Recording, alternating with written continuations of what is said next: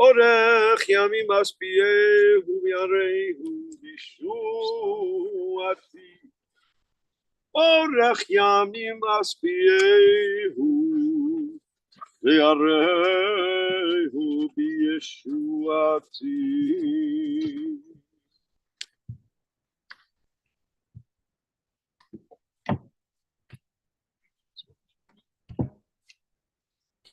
Ladies and gentlemen, I might encourage some of you to come around here. You can fill this area, you might hear much better. I can remind everyone to turn off your cell phones for the service. Let's get you guys seated. David?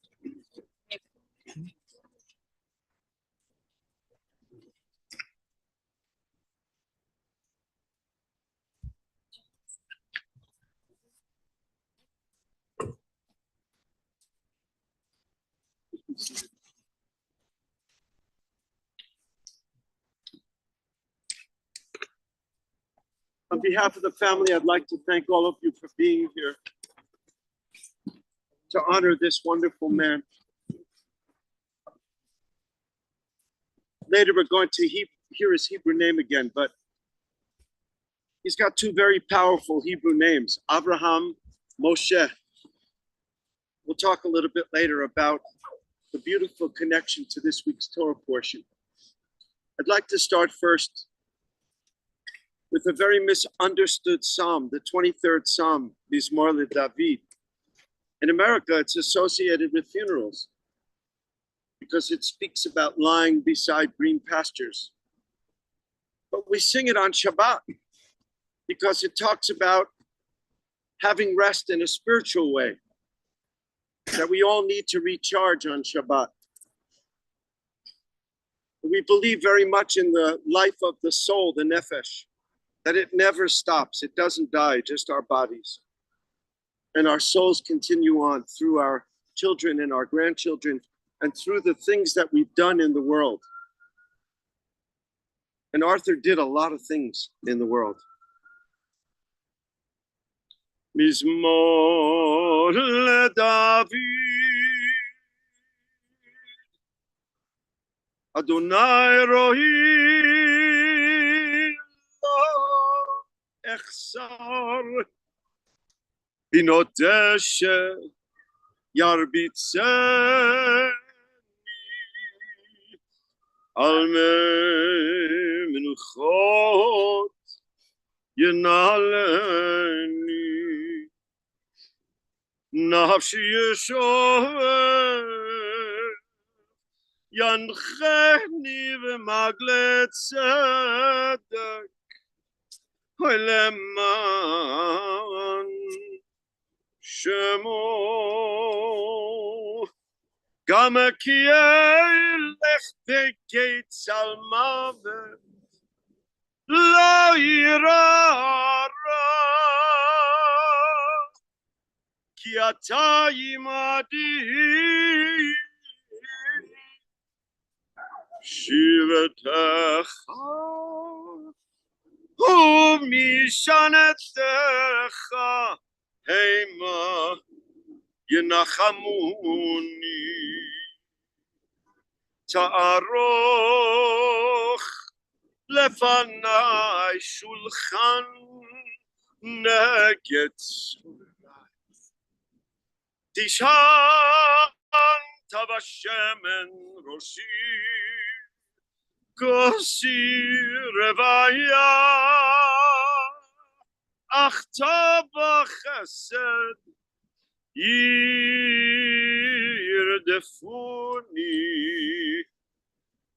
Kol Yemei Chayai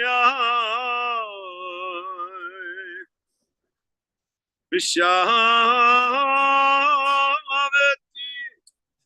B'veit Adonai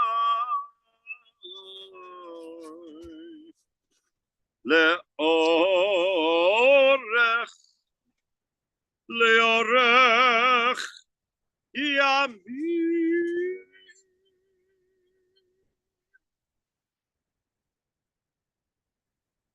Adonai is my shepherd, I shall lack nothing. God leads me beside the still waters. God anoints my head with oil. My cup overflows. You set a table before my enemies in the presence of my enemies.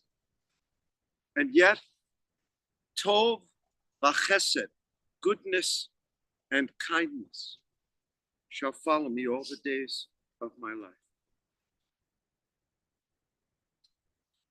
So when I was a young man growing up in Brooklyn, New York, there were 50,000 Goldsteins in the phone book. And one of them was a guy named Al Goldstein. Unless you grew up in the 70s, you might not know that name. But Arthur chose to defend our right to free speech, even if it was pornography. And I've known many great men and women in my life who have defended that right to free speech. And if you look at what's going on in the world, like Putin getting reelected yesterday, then you know that we're hurting for free speech. So we need more men like Arthur to defend our rights and our future.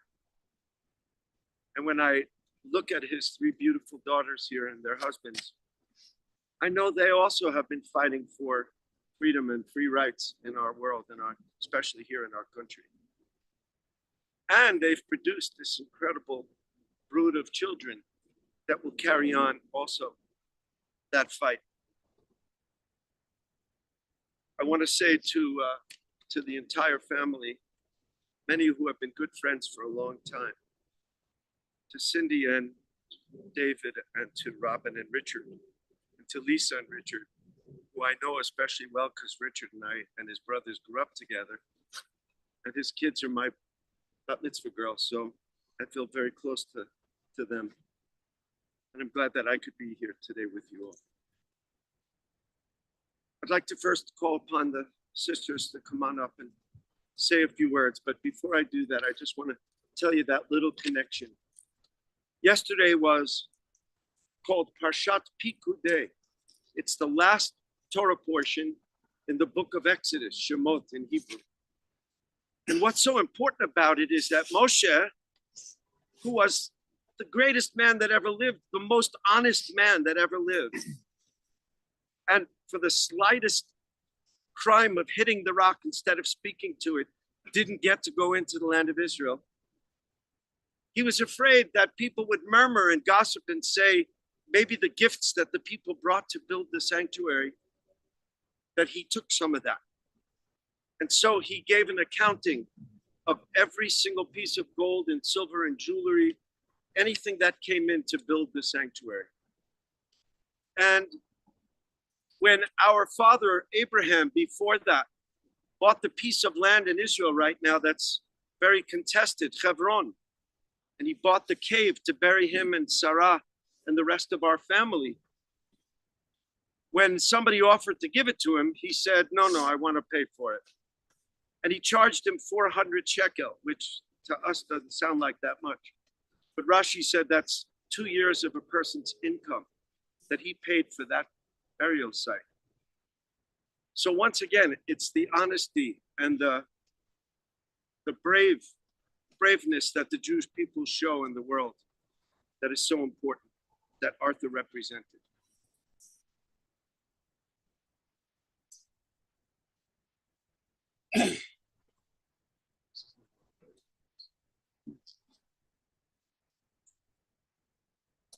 Well, first and foremost, we want to thank everyone for coming from near and far, whether here in person or by live stream.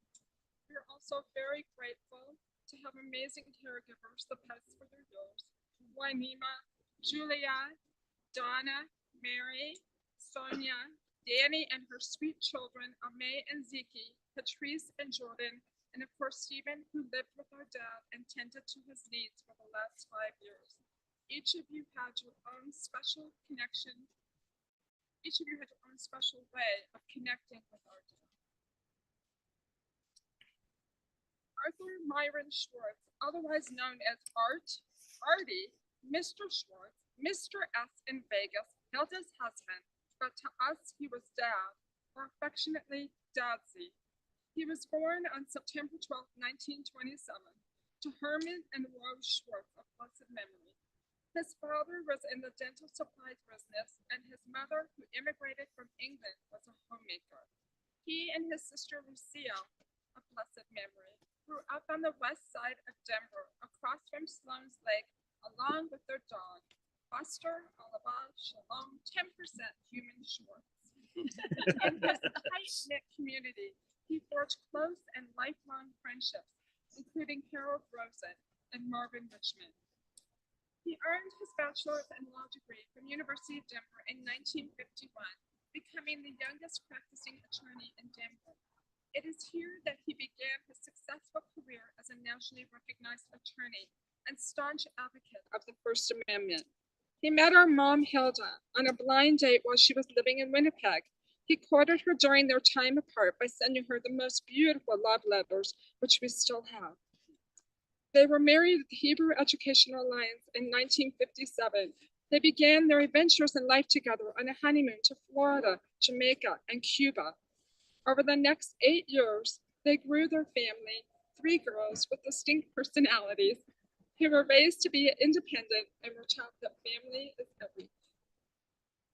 From very early on, as his practice began to flourish and he was traveling weekly, we always knew that he would be home every Friday for his favorite Shabbat dinner, consisting of a heavily seasoned ribeye steak and our mom's potato latkes fresh from the frying pan.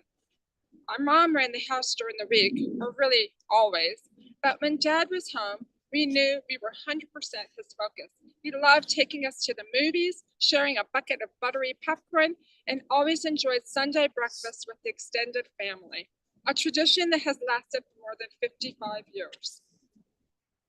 He supported us in each of our endeavors, visiting us frequently while at college and graduate schools. We could always count on a delicious meal, but more importantly, a chance to spend some true quality time together.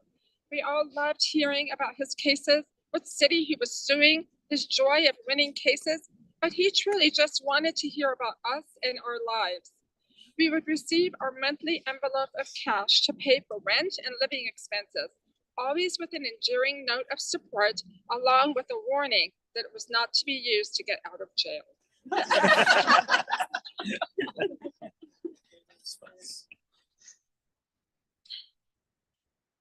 So our dad was never short on making nicknames. We all had ours. Cindy was Dee Dee Boo, or the executioner.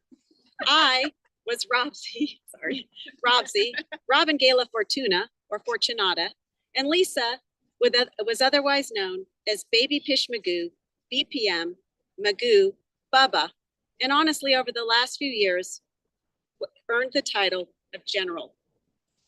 And let's not forget about our sweet mom, who is endearingly called Shiku. We always laughed when Shiku Schwartz was paged out loud while we were tanning by the pool in Las Vegas. Why did he have these nicknames? We will never know. Our dad established special relationships with each of us. Cindy was always his law confidant. I am the one who carries his more calming spirit, and Lisa was the apple of his eye. When we hurt, he hurt, and it was never easy for him to see us struggle. He always gave encouragement and thoughtful advice. His mantra was live life, love life, which he practiced until the day he passed. He loved to travel and embedded himself with the locals. He loved opera and action, or what he would call shoot 'em up movies. He loved to read and he loved to learn. He also loved scented skin products, especially lotions and creams from La Costa, as did I. And boy, did he love to shop. I guess the apple doesn't fall too far from the tree. Sorry, Richie. Parents enjoyed annual vacations in Hawaii and Palm Springs, spending beautiful time with their dear friends from Winnipeg. Our dad just loved the ocean. He always enjoyed the holidays when we were all together and loved our Aunt Lucy's chopped liver and Thousand Island dressing, but not together. He was incredibly generous and tipped big in appreciation of hard work. There wasn't a bellman, maitre d', housekeeper, restaurant staffer that didn't benefit from his generosity. And when he was winning at the crap table, the roller, the stick guy, the pit boss would all have chips thrown their way. He truly always saw good in humanity, a kind and gentle soul. He's one of the few who was not afraid to shake hands with people with AIDS. And he loved to sponsor kids from war-torn countries. But I gotta tell you, our dad loved Las Vegas. The lights, the action, and the craps table. And we enjoyed the fruits of his time at the tables with amazing dinners and Vegas shows. How he loved walking around Las Vegas as Mr. S with our mom and the three of us. Only years later did he have the courage to tell us the shows and meals weren't exact because he didn't always win, and being a high roller was expensive. Road warrior for much of his career.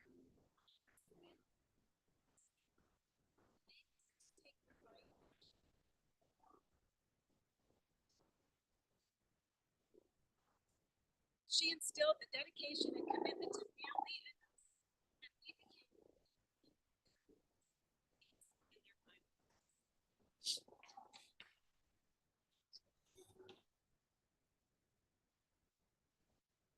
I had wanted to be a lawyer for as long as I can remember. When I was in 6th grade, I wrote an autobiographical short, and I mean very short, story that I dedicated to my family, aptly titled My Past and Present. Ironically, the very last sentence of the ever so eloquently drafted 2.5-page story foretold my future, and, quoting my 12-year-old self verbatim, said, "Next year, I'm going to West Middle School, and I'm going to do so well that when I finish college, I will be a lawyer just like my dad." I guess at the time I thought law school was optional. And that's just what happened. I always felt like the luckiest of my dad's 3 daughters because I got to practice law and work side by side with him every single day for more than 25 years, and often had a front row seat with him at counsel's table, even at an oral argument before the United States Supreme Court. My dad graduated from the University of Denver's law school in 1951 and hung in his shingle with several other Denver attorneys officing out of the Guarantee National Bank building downtown. He later moved to the Western Federal Savings Building, where he partnered and tried cases with longtime friend Jerry Snyder. As their practices diverged, they dissolved their law partnership but maintained their friendship. He then moved his office to a historical building on Market Street that once housed a bordello. I always wondered if that was just a coincidence. Upon entering the double doors at the top of the stairs, clients were greeted in the reception area with a contemporary decor, comfortable modular furniture, fresh flowers delivered weekly, and an array of magazines with titles like Architectural Digest, History Today, Discover, and Gourmet. Not what you thought I was going to say, right? My dad represented clients in various types of cases, but most notably in drug and obscenity-related matters. So just how did my dad get into the controversial Schwarz business? Well, so the story goes, he was eking out a living and enjoying a general law practice when in 1953, he received a call from a client who wanted to know if my dad knew anything about Colorado's obscenity law. He didn't, but quickly learned. As my dad characterized himself, "I was a dissenter from the beginning and always took the unpopular view in school because I loved to debate." And so began his niche career, a career that spanned more than 60 years, resulted him in trying cases in 48 of the 50 states, including Alaska and Hawaii, being admitted to 11 of the 13 circuit courts of appeal, including the Fifth Circuit twice before and after it was split into 2, the United States Supreme Court, and numerous other federal and state courts. It also earned him the reputation as one of the top First Amendment lawyers in the country. In fact, he was a founding member of the First Amendment Lawyers Association, serving as its president during the 70s and then chairman emeritus. The organization recognized him several years ago for being a master, mentor, and legend, and honored him for a lifetime spent in defense of free speech. My dad battled for people's rights and didn't always find himself in the most popular forums, which led to multiple threats on his life. but he believed the battle lines were drawn at the lowest common denominator, and if you lost there, it was only a matter of time before they were lost altogether. I came across an interesting article about my dad in the Denver Post that was written in 1975. He was quoted in the article saying, "The regulations of libraries, of schools, and so on all get involved. I really get emotional about this. It's a type of book burning, and I can't believe it could or should happen in this country." My dad was a funny, friendly, folksy guy with an endearing, crooked smile. Judges, juries, and prosecutors alike loved him. He was genuine, personable, and relatable. Opposing counsel could take him at his word on a handshake. He was an avid reader and enjoyed learning. He told me and my sisters that he was a walking encyclopedia of useless knowledge, but to the contrary, artfully used that knowledge when trying cases. He taught me that to be taken seriously as a defense attorney, you had to show that you weren't afraid to try the case, and he tried hundreds, knocking out statutes and challenging ordinances nationwide. When it came to trying cases, my dad said he enjoyed the thrill of winning, and true to his philosophy about life in general, had fun. He also taught me that key to being an effective trial lawyer is being able to tell a story. And boy, could he tell stories. We called them horsey stories based on a fabricated case about horses that he once had a young lawyer in his office research. My dad was known for videotaping his world travels with our mom, sharing the story of a cobblestone street that he accidentally recorded when he forgot to turn off the camera. It was a riveting story about who took the road less traveled, but fact check, was it true? Hard to tell. He may not have always been right, but he was always certain. My dad often brought his humor and theatrics into the courtroom. On one occasion, he held the prosecution's exhibit in the air with an outstretched arm and showed the jury what it was worth by dropping it into the trash can located nearby. Somehow he avoided getting held in contempt. At trial, I would watch him furiously scribbling during the prosecution's direct examination of a witness, only to find that he had actually been doodling cartoons with captions expressing his summation of the testimony. The caption usually read something like, "This guy is full of," you get the idea. Instead of notes, my dad relied on his keen intuition about people.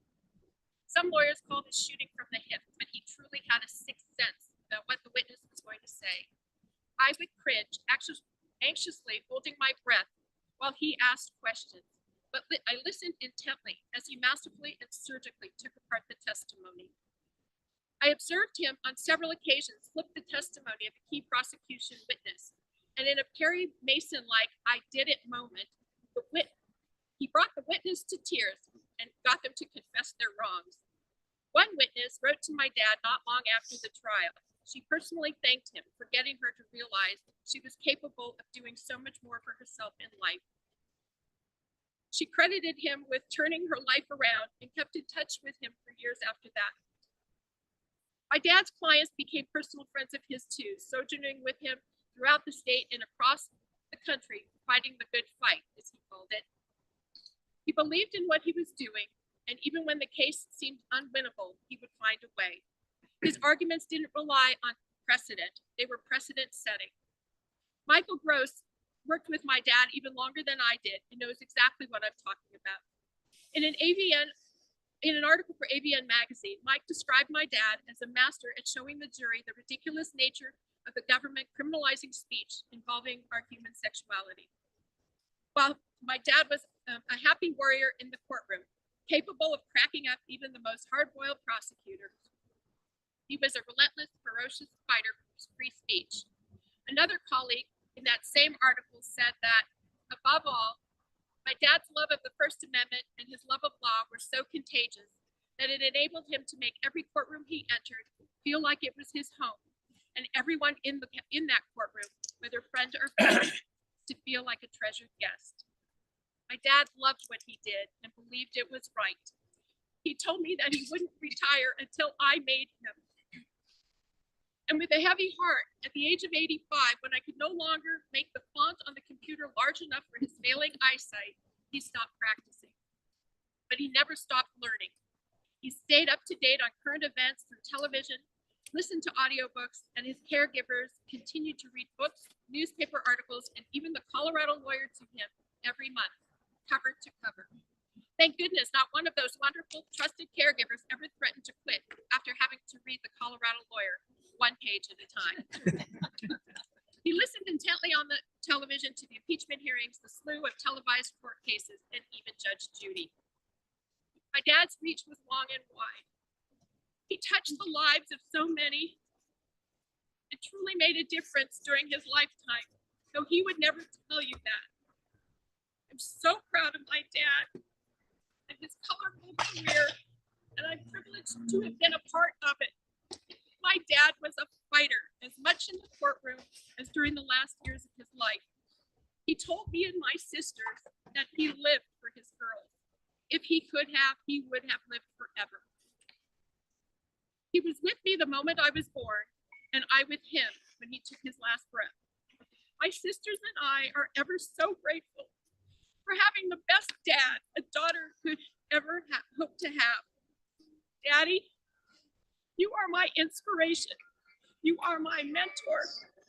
You are my superhero, and you are forever my guiding light. We love you and know that you and Mom are watching over all of us. So Dad, we were never ready for you to leave us. But we are sure that Mom is getting things neat and tidy for you in the next world. So please give her a huge hug from us. And don't be surprised if she says, Art, stand up straight. And is that what you're wearing? The disease that had robbed you of your movement, the disease that has robbed you of your movement is gone. And you are free to litigate your cases as you always have, fighting for the underdog and for what is right. Rest easy and just know that Team Hilda and Art will stick together like glue. And always remember how loved you are. It was the greatest privilege of our lives to give back the love you showed us throughout ours. Best daddy in the whole wide world, and don't you forget that.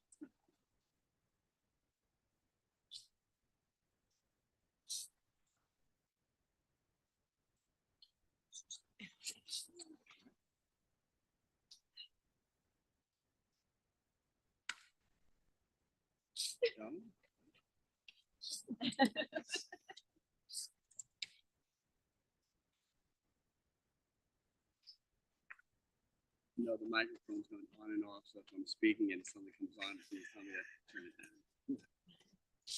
So we're here to honor the life of a truly amazing man.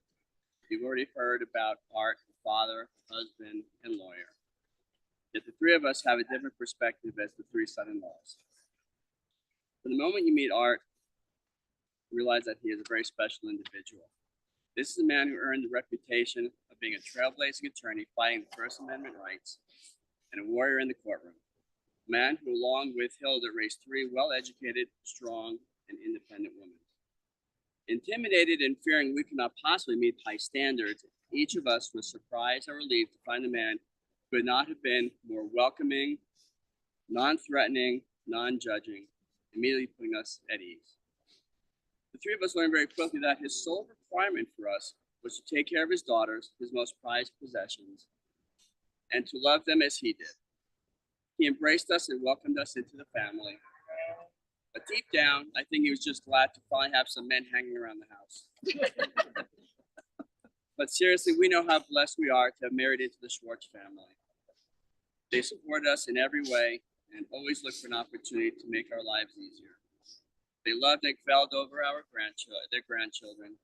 I can't count how many birthday celebrations they attended in Denver and Austin, but there were many.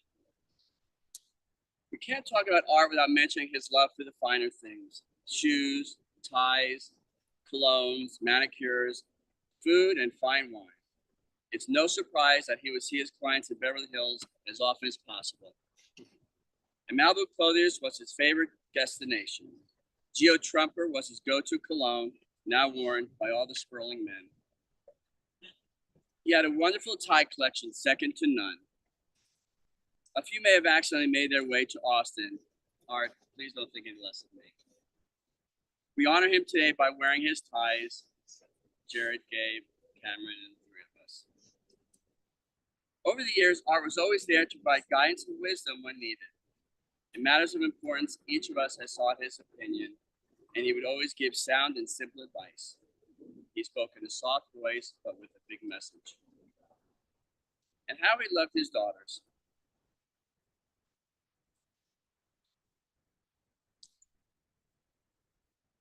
His relationship with each was unique and different, and the bond that he created with each was so special and truly unbreakable. And together, Art and Hilda created a culture where a strong family unit was paramount. This resulted in a bond of love and friendship between the sisters that has proven unbreakable. Sadly, the last years of his life were marred by the progressive decline from Parkinson's disease. Robbed of his ability to ambulate and speak clearly proved to be the greatest challenge for the Schwarz girls. In honoring his wish to stay at home, it became the sole purpose of these three angels to provide love, support, and care for their father in the comfortable surroundings of home, full of pictures and items which served as a constant reminder of the beautiful lives they built together. And that's exactly what they did. The three of us marveled in the selfless way that Cindy, Robin, and Lisa cared for their father with devotion, sacrifice, and unconditional love. What a gift and a blessing for a man so deserving. Art, thank you for being you. We will all miss you.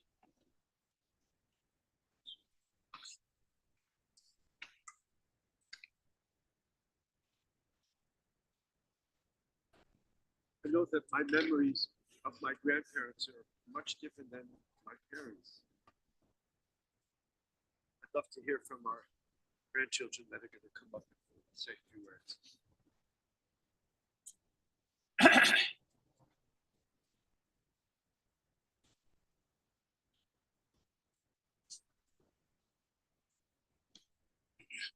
Hey everybody. For those of you who don't know me, my name is Jared. I'm the oldest son of Robin and Rich, and Steve, one of the grandchildren of. And I'll just be speaking first just on behalf of some of the Sperlings here. And we'll all take turns and share some memories about our grandpa Art. I've always had fond memories of growing up as a kid, always looking forward to coming to Denver here to stay at Grandma and Grandpa's house before going up to the mountains. In the summertime, it was all about the backyard. Even as I'm approaching 30 years old now, my memories of running in the backyard, taking that big yellow bat that we used to always have to play apple tree baseball with the cousins, it really feels as though it was just yesterday that we were all out there together. During the winter times, it was more about the inside. We would all rush to the basement, watching movies on the big screen, eating our Burger King together. There was nothing that we loved more than being at Grandpa's house. You've heard from everybody else. He's had many achievements as a father, grandfather, husband, lawyer, and a fierce advocate. We could all speak for hours about this. He was the patriarch of the Schwarz family and always had fierce loyalty and protection of his wife and his three daughters, as well as his grandchildren. His greatest achievement of all, however, I believe, was his invention of the famous Fruta Maguda, a drink that we all know and loved growing up. Nothing gave a young grandkid a bigger sugar high and that boost to tear up the backyard than good old-fashioned. We have countless memories together of going to Colorado Springs for taffy and fishy water, basically spring water. Our cruise that we all took together as a family demonstrate our amazing 2000 style Abercrombie outfits with pictures that we will be able to look at for a lifetime, with Grandma and Grandpa at the top beaming over all of us, and our trip to Martha's Vineyard as well. Our Sundays at the Pancake House, also known as the Village Inn, were so routine, and yet every time we were in Denver, we would always look forward to these. The importance of family was above all. Even as your illness began to progress, there were always flashes of the old you that we loved and cherished so much. You seemed to always have a way of knowing when your family and your grandchildren were there visiting you.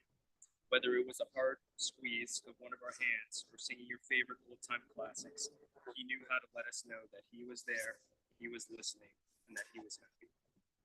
In speaking with Gabe and Lily, they reminded me of how the importance of family translated so much to all of us.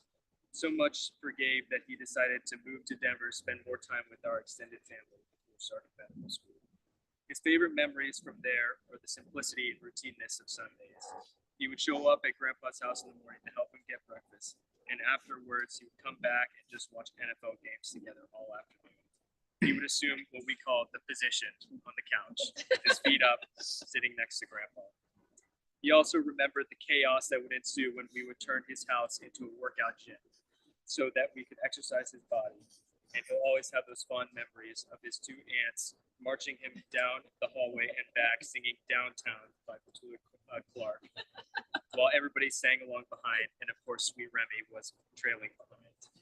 Sweet Remy will be so happy to be reunited with us.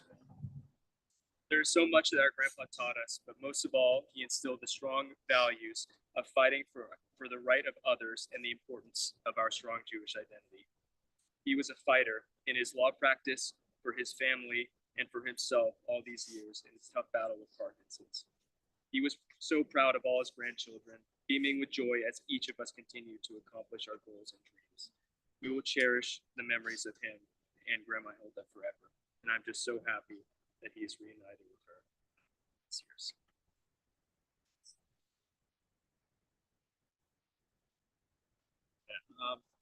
My name is Cameron. If you don't know me, or as Grandpa used to call me, CJ. I don't have anything written down because that's not my style at all. But I just wanted to share my favorite memory. I was told to share a funny one, and there are plenty of those. But my favorite memory with my grandpa was again in the backyard. I was playing by myself when I stepped on a baby bird very lightly. I didn't smush the baby bird. It had already fallen out of the nest, but I stepped on the baby bird. And I don't remember if it was Grandma or Grandpa that helped me find it, but it was definitely Grandpa that helped me, or helped the bird recover and regain its strength and eventually rehabilitate the bird and let it go. And he didn't claim the bird as his own. He allowed the bird to grow with his support in the same way that he did for me, being adopted. And I just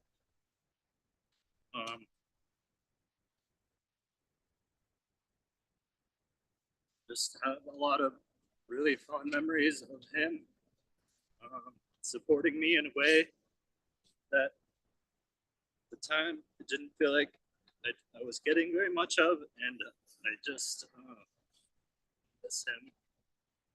And I appreciate what he did for me in the time before I was even able to really understand what he was doing for me.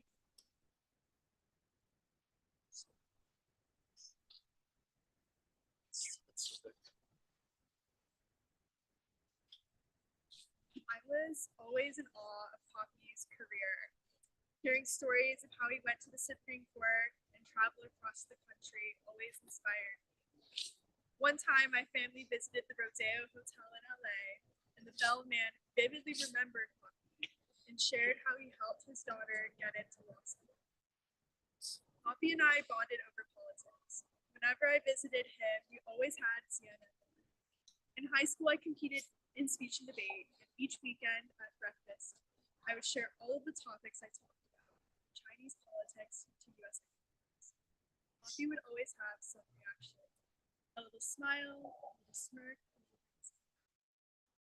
I'm sad that I did not have the opportunity to have in-depth discussions about the First Amendment or law school. There are so many pressing questions I wish I got to ask. I'm hopeful I will have the opportunity to continue his legacy in entertainment law.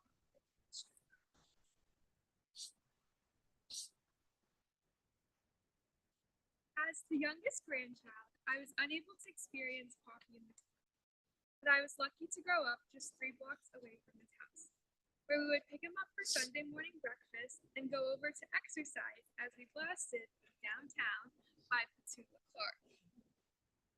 Poppy's house was a very special place.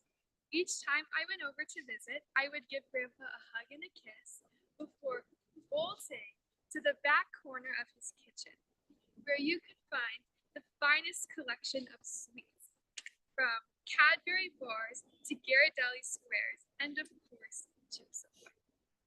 I picked out a sweet for me and a sweet for him, and sat down on the couch and told him everything new in my life as we noshed together. I'm grateful to have had a loving grandpa so close to me as I grew up, and I'm extra grateful for the sweet tooth gene he passed down to me.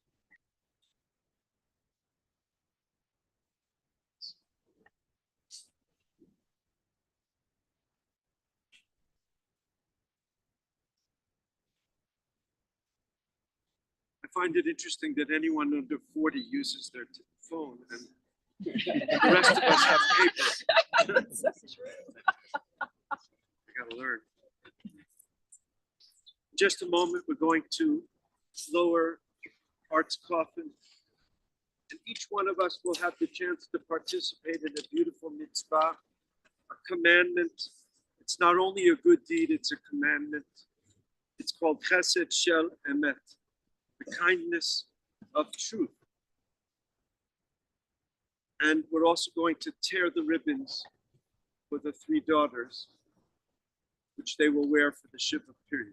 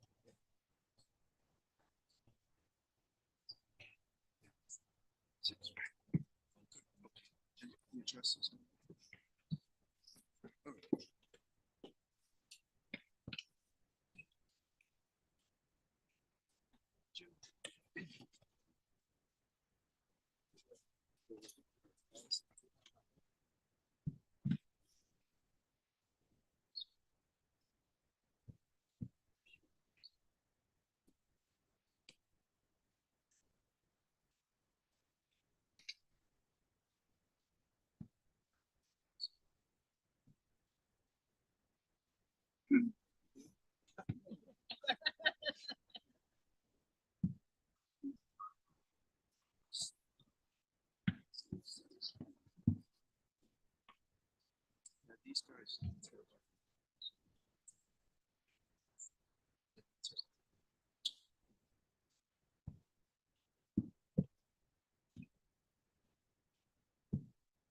Straighten it out.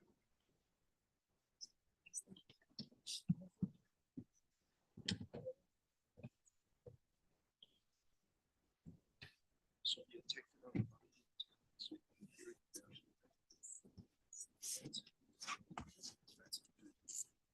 Say Baruch.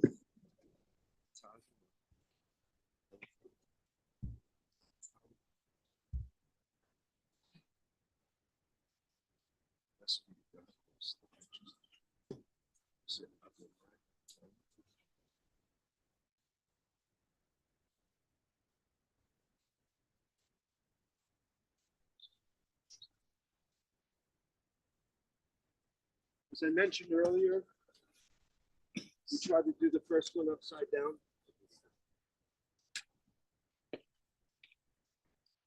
Abraham Moshe, go in peace.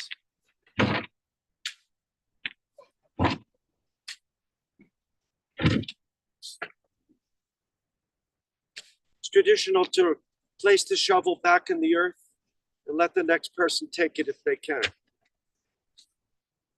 Also, we can go to either side if you would like. Gentlemen, if you would.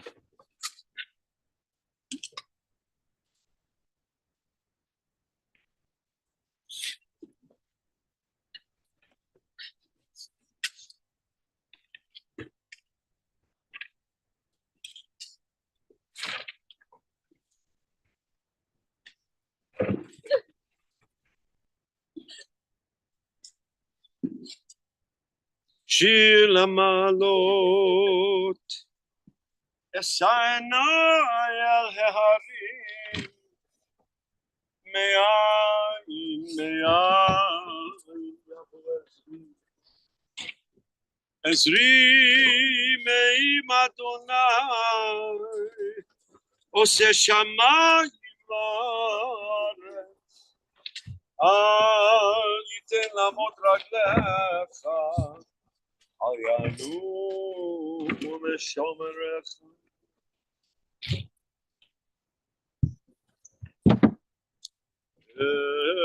Esaena el hari be'ayin be'ayin yavo ezri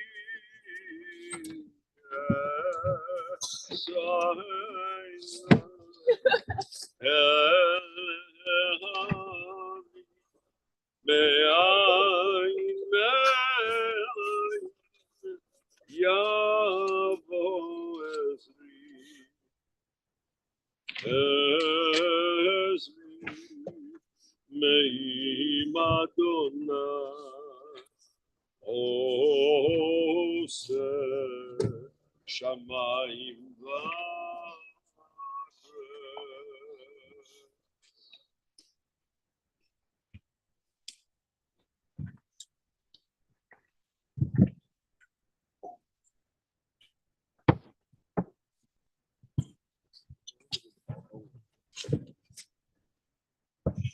You guys are ready to.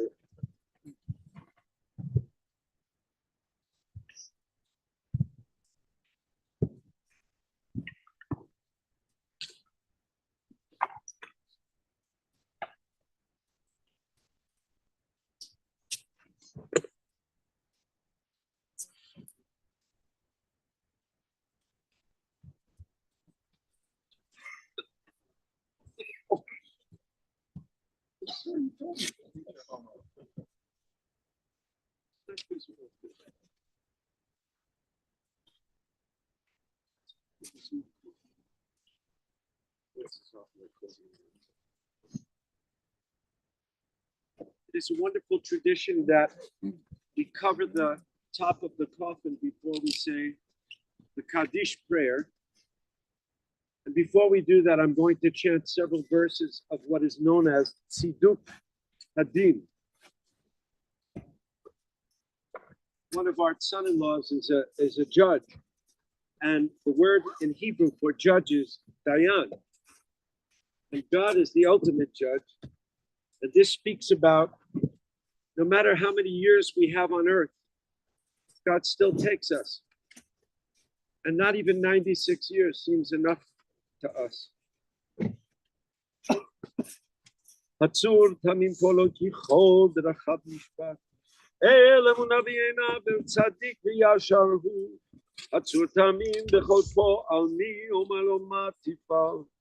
השליט במטה ומעל מבית המחיים מוריד שעל ויעל צהדיק בכל דרכיו בצור תמים ערך אפיים ומלא רחמים חמל וחוסנה על אבות ובנים כי לך אדון הסליחות הרחמים האדם אם בן שנה יהיה או 1000 שנים יחיה מה יתרון לו כי לא היה ברוך דיין האמת ממית ומחיה דיין אמת שופט צדק באמת ברוך דיין אמת שכל משפטיו צדק באמת נפש כל חי בידיך צדק מלא ימינך רחם על פליטת צאן ידיך ותאמר למלאך הרף ידיך אדוני נתן Adonai lakach, yehi shem Adonai bevorach,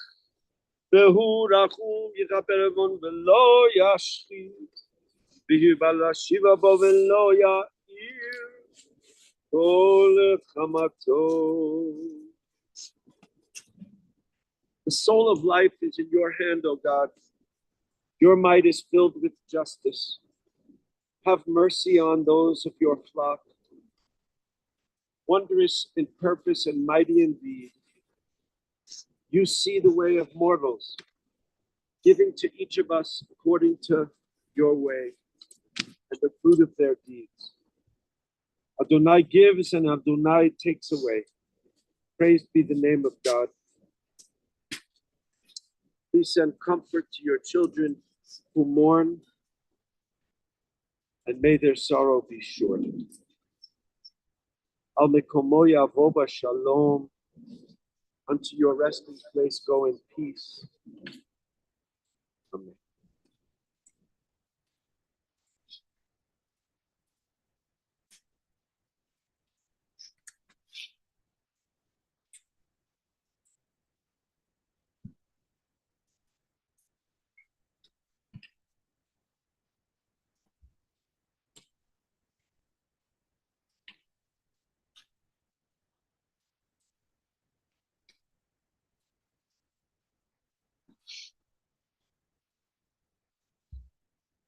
I'd like to announce that the family will be welcoming guests at Art and Hilda's home at 4000 South Claremont, Cherry Hills Village.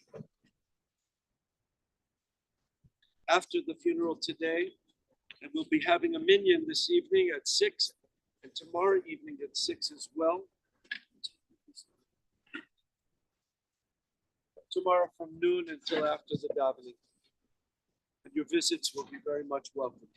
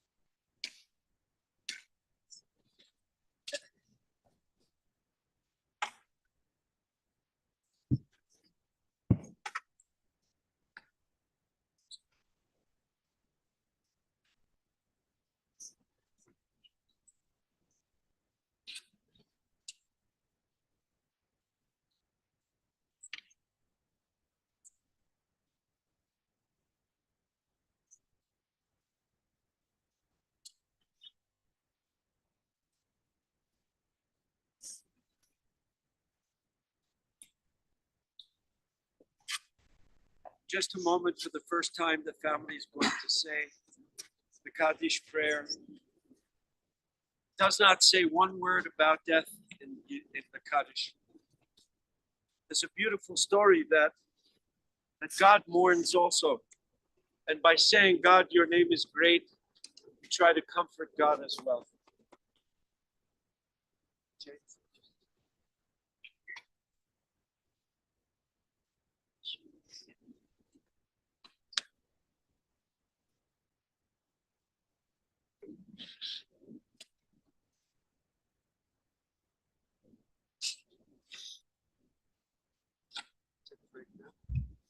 Anyone would like to help later on, we'll do that. Yitgadal, Yitkadash, Meraba, Yalma, Yibara, Chivute, Yamlich, Malchute, Bechayecho, Yomecho, Bechaye, Decho Bet Yisrael, Ba'agala, Bizman Kariv, Imru, Amen.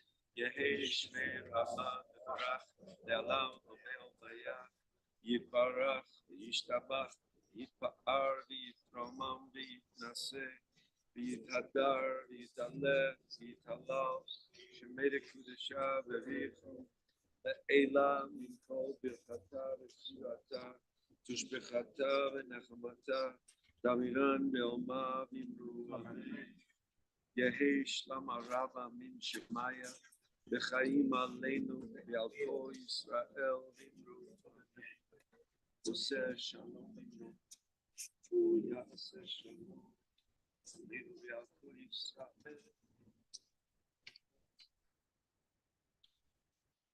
is Malerachami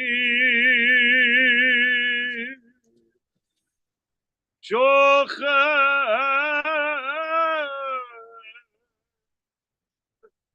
Bamiromim Hametzeh Menucha Nechona Tachat